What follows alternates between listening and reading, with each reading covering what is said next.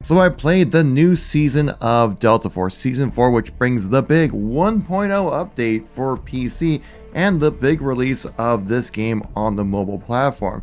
But I do feel like this release isn't made for the players who have been playing for months. This is an update for the mobile players, basically. Because even though we did get Trenches Night, which looks amazing, but a lot of the cool stuff I haven't really had a chance to really experience. So I wanted to jump in and talk with you guys about Delta Force and where we're at with this game and if it can keep up with the competition coming in later this year. So if you want to know everything, make sure to stay tuned throughout the whole video to understand all the details. So Delta Force has been a game I've been keeping my eye on, kind of keeping up with the updates, seeing what's going on, and just getting a chance to jump in kind of real casually to experience it. And I was really hoping with this big 1.0 update, that's like when you really get a chance to really, release the true vision of what the game really can be. But from what I've played, it kind of has just played exactly how Delta Force has been playing. The attack defend mode just being absolute chaos and just everything is covered in smoke. And how the King of the Hill mode kind of just plays like a big game of just like Little League soccer where basically all the kids kind of just huddle around the ball and it never just kind of follows wherever that action is. So if you're not in the thick of things, it can be a little boring, but if you're in the thick of things, it's absolute chaos, just like attack defend. So I preface with that statement because that's how Delta Force is still playing. There haven't really been any major patches or changes to the gameplay experience to where it still feels like Delta Force when it first launched effectively. So if you're hoping for massive gameplay changes when it comes to the 1.0 release of this game, don't expect that. There is a new character with this seasonal update though, Nox, which is kind of like a stealthy build, which I know is going to be very much a menace when it comes to the operations mode in this game. But sadly enough, I didn't get a chance to play with this character. And that's because Nox is unlocked at level 15 within the battle pass, which I put a good amount of hours in tonight and only got to just above level 8. Now I did have to spend some time doing some solo queue stuff when it comes to operations, because I just couldn't handle much more when it came to attack defend or also King of the Hill, just because like I said, like sometimes these modes become total chaos, and it's just having these two modes effectively.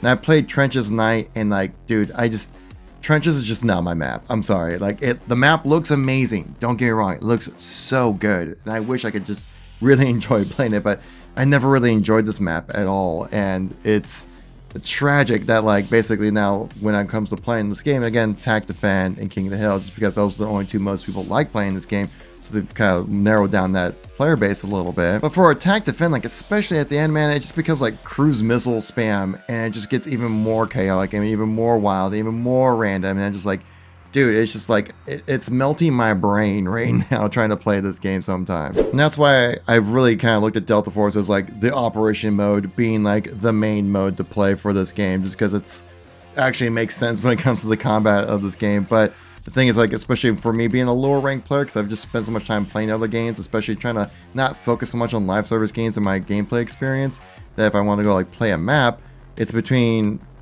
Grove over here, which it's only easy level, or I go get Zero Dam, which is only easy level as well. And the thing is that like I haven't kept up with the player base when it comes to playing operations, so then most people are playing like normal because it's actually good loot there, or playing all these other ones like all these other maps out here that like Space City, for example, being like a really high-end loot experience. So I need to really spend time to grind out these departments right here to kind of grind my level back up to where it was before the wipes and resets happened. But the thing is, like, I worked my way through these and I have to do them all over again. But the hard part is trying to find people to play the matches to accomplish these, because everyone else in the community has already accomplished this. So it's like, I want to move forward, but I can't move forward. And the thing is that like a 1.0 update would be a perfect time to do it. Reset, or a way to kind of get everyone back on the same page, so you kind of work your way through, play some of those early missions once again, and maybe get some more new friends to come in to kind of experience the game, because it's the 1.0 update. It's like the true vision of the game, but it really just kind of feels like another update rather than like a big release. So when it comes to operations, I'm really just doing what everybody else wants to do, and just follow them and help out with PvP. But even with all these issues, right, that I've been bringing up, Delta Force is still doing pretty well for itself. I can show you guys right here that the Steam chart that it's maintained a very healthy player base that's stuck with the game. And this is from the launch of the game over here back in December of 24 till now. if anything, it's maintained exactly where it's been, which is crazy to see that there hasn't really been any kind of drop-offs or anything like that happening. So when I'm queuing up in operations here, I'm just kind of like, where did all the players go? And I guess another thing to keep in mind is that with the 1.0 update, that it's not really anything to go crazy about because we've been working towards this point, right? Because we added in recently the campaign, the Black Hawk Down, which I made a video about previously. This is a challenge. Like this Black Hawk Down campaign, you need a coordinated group to do well with this. Of course, you got the battle, you got the extraction shooter, you got your typical like battlefield-like modes, right? When I'm looking at this update being the big 1.0, we finally released the full game, but with the game not really drastically changing, it just kind of shows to me that this was really for the mobile player side. Because love it or hate it, mobile gaming is like the biggest platform out there to get the most amount of money for the least amount of effort for the quality of the game.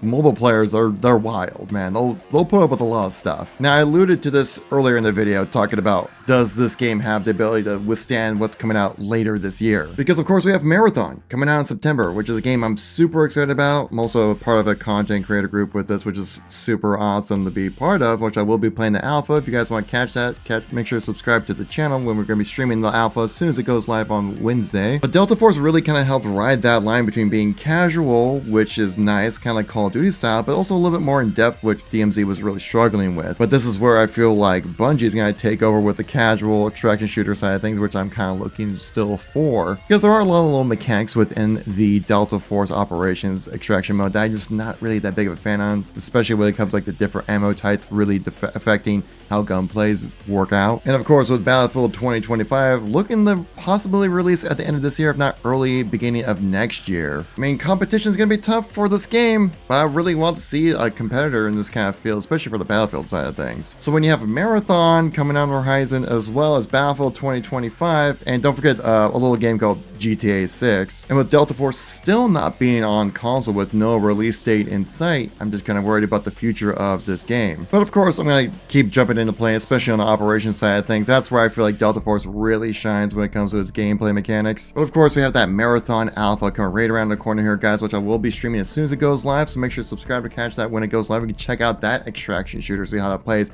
compared to Delta Force, which I've heard a lot of comparisons of Delta Force's extraction shooter with Marathon. Heard that directly from Dr. Lupa, who's played the game for years now at this point. But I gotta say, if Marathon's good, it's gonna be really tough to pull me away from that extraction shooter to play anything else that is the same type of game experience. Well, I will continue to jump in and play Delta Force because I like that military style with a little bit of flair with it. If you made it this far in the video, hope you earned your like, maybe even a subscribe. And if you made it this far in the video, how about we give us like a blue heart in the chat right there if you guys want to let know who the real ones are who made it to the end of the video here, guys.